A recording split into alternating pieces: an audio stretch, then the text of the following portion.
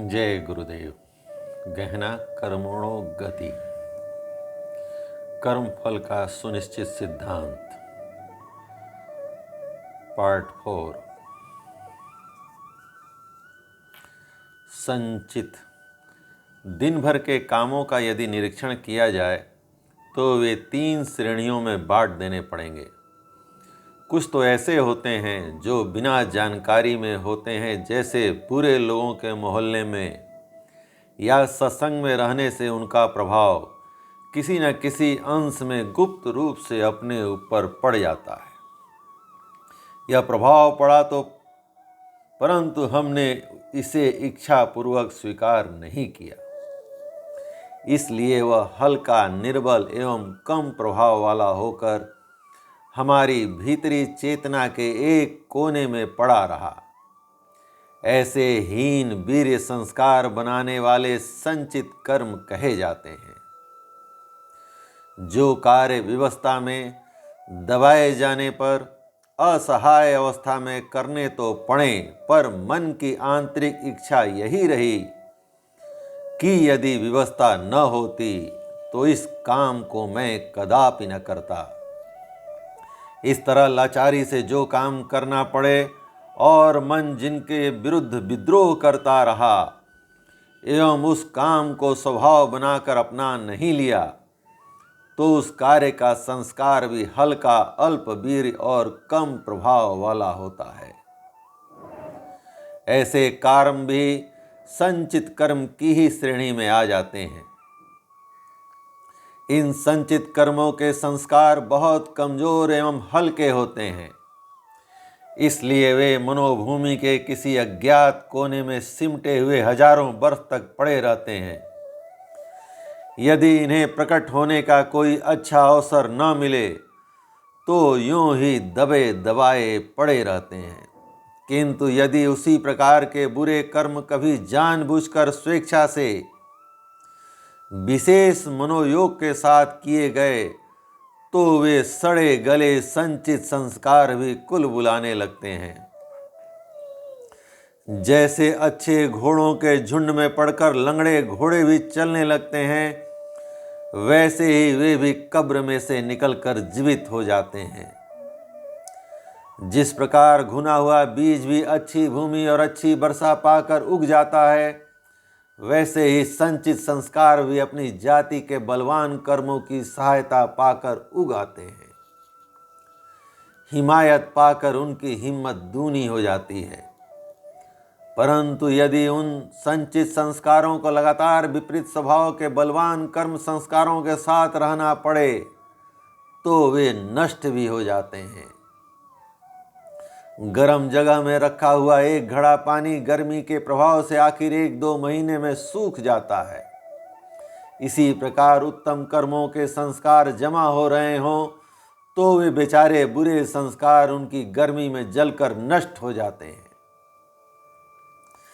धर्म ग्रंथों में ऐसा उल्लेख मिलता है कि तीर्थ यात्रा आदि अमुक शुभ कर्म करने से इतने जन्म के पाप नष्ट हो जाते हैं। असल में वह संकेत इन अल्प वीर्य वाले संचित संस्कारों के संबंध में ही है।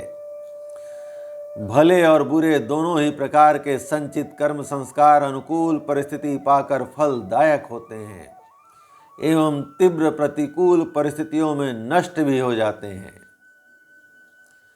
प्रारब्ध वे मानसिक कर्म होते हैं जो स्वेच्छापूर्वक जानबूझकर तीव्र भावनाओं से प्रेरित होकर किए जाते हैं।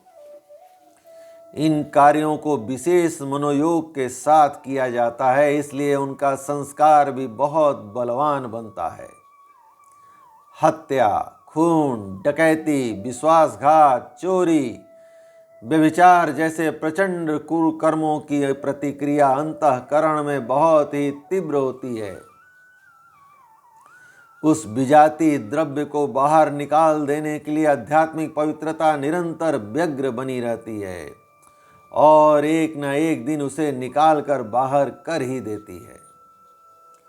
हम बता चुके हैं कि हमारी अंतः चेतना न्यायाधीश की तरह हमारे हर काम को देखती रहती है और उसकी न्यूनता अधिकता के परिणाम के अनुसार दंड की व्यवस्था करती रहती है।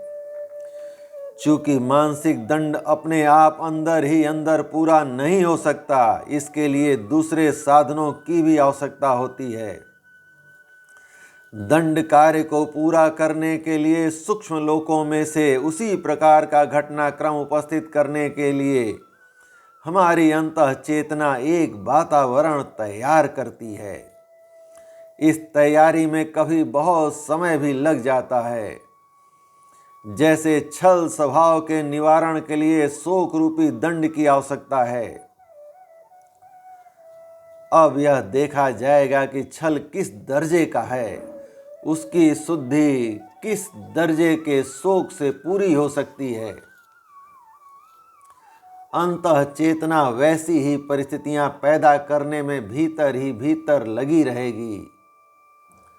वह शरीर में ऐसे तत्व पैदा करेगी जिससे पुत्र उत्पन्न हो। उस पुत्र शरीर में ऐसी आत्मा का मेल मिलाएगी जिसे अपने कर्मों के अनुसार 10 वर्ष ही जीना पर्याप्त हो। 10 वर्ष का पुत्र हो जाने पर वही हमारी अंतः चेतना गुप्त रूप से पुत्र पर पिल पड़ेगी और उसे रोगी करके मार डालेगी एवं शोक का इच्छित अवसर पैदा कर देगी। ऐसे अवसर तैयार करने में केवल अपना ही कार्य अकेला नहीं होता, वरन दूसरे पक्ष का भी कार्य होता है। दोनों ओर की चेतनाएं अपने अपने अवसर तलाश करती फिरती हैं और फिर जब उन्हें इच्छित जोड़ मिल जाता है तो एक घटना की ठीक भूमिका बंध जाती है। ऐसे कार्यों में कई बार 1, 2, 3 या कई जन्मों का समय लग जाता है। लड़की के लिए बर और बर के लिए लड़की की तलाश बहुत दिनों तक जारी रहती है। सैकड़ों प्रसंग उठाए जाते हैं पर कुछ न कुछ कमी होने से वे तय नहीं होते।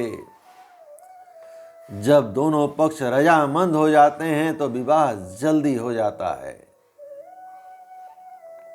इसी प्रकार पिता को पुत्र शोक और पुत्र को अल्पायु का संयोग, जब दोनों ही विधान ठीक बैठ जाते हैं तो वे एकत्रित हो जाते हैं।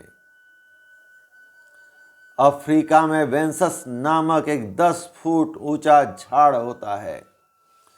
इसकी डालियों में से सूत जैसे अंकुर फूटते हैं। यह अंकुर बढ़ते हैं और इधर उधर हवा में झूलते रहते हैं।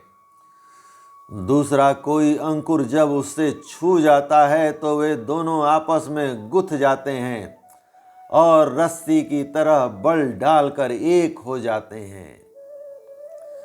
जब तक दूसरे अंकुर से भेंट न हो तब तक सूत बढ़ते ही रहते हैं और कभी न कभी वे किसी न किसी से मिल ही जाते हैं।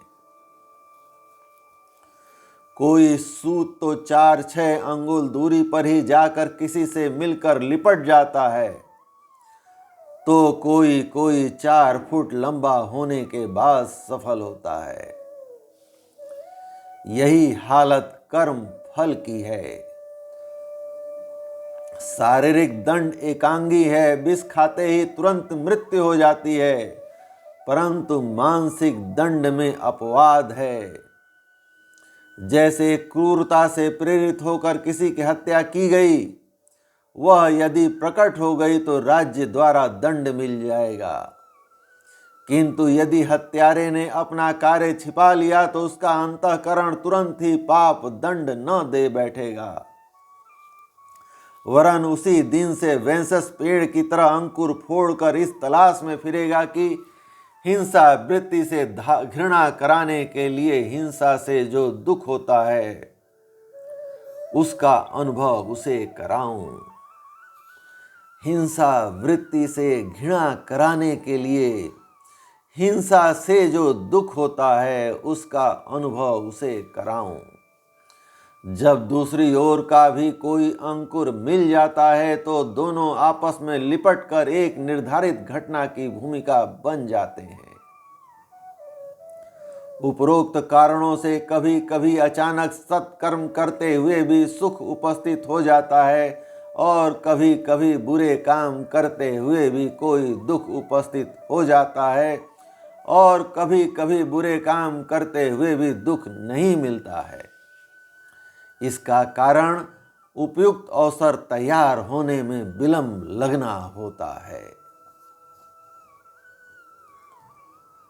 कोई कोई आत्मदर्शी योगी यह बता देते हैं कि भविष्य में तुम्हारे लिए यह होने वाला है और सचमुच वैसा हो भी जाता है। ऐसे अवसरों पर ऐसा संदेह न करना चाहिए कि मनुष्य परतंत्र है। प्रारब्ध में जो लिखा है वही होता है। आत्मदर्शी महानुभाव का भविष्य कथन मनुष्य परतंत्रता के कारण नहीं है, वरन इसलिए है कि उन्होंने देख लिया कि इसका प्रारब्ध कर्म अब अपना ताना बुन चुका है, उसका छूटना मुश्किल है। अपनी सूक्ष्म दृष्टि से वे अदृश्य परिस्थितियों को देखकर उसे प्रकट कर देते हैं। मिसल को देखकर हाकिम के स्वभाव को जानकर पेशकार बता देता है कि क्या फैसला सुनाया जाने वाला है, पर इसका अर्थ यह नहीं है कि मुद्दई, मुद्दा, सबूत, वकील का कोई महत्व नहीं है। इसके प्रारब्ध में क्या लिखा है यह बता देने का अर्थ यह है कि इसने एक समय ऐसे काम किए थे जिसका फल अब यह होने जा रहा है।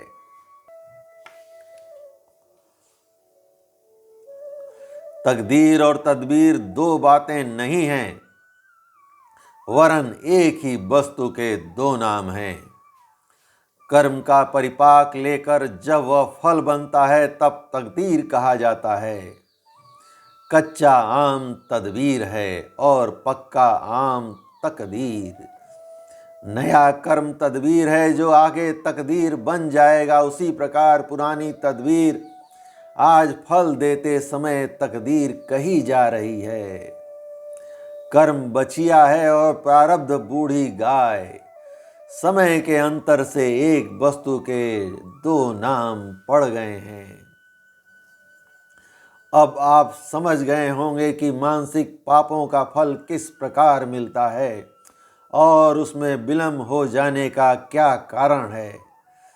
दैनिक आपत्तियां क्रम पूर्वक व्यवस्था के साथ आती हैं, पर लोग उन्हें दैव का प्रकोप, ईश्वर इच्छा, संसार दुखमय है आदि शब्दों के द्वारा मन में संतोष करते हैं।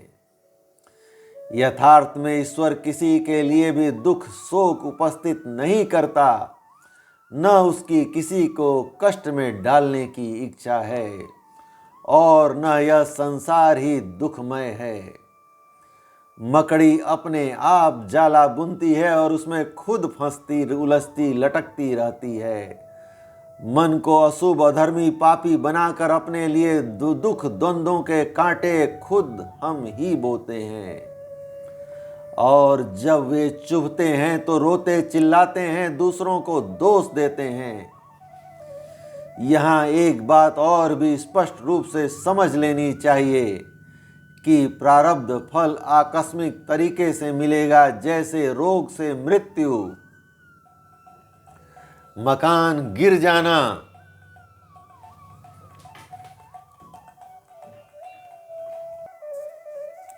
यहाँ एक बात और भी स्पष्ट रूप से समझ लेनी चाहिए कि प्रारब्ध फल आकस्मिक तरीके से मिलेगा, जैसे रोग से मृत्यु, मकान गिर पड़ना, धन खो जाना, गिर पड़ने से चोट लगना, अंग भंग हो जाना आदि।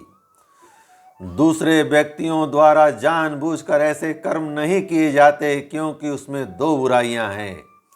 एक तो अपकार करने वाले व्यक्ति के लिए क्षोभ उत्पन्न होने से वे दुर्गुण और बढ़ेंगे, जिससे मन की उद्विग्नता और अधिक बढ़ जाएगी।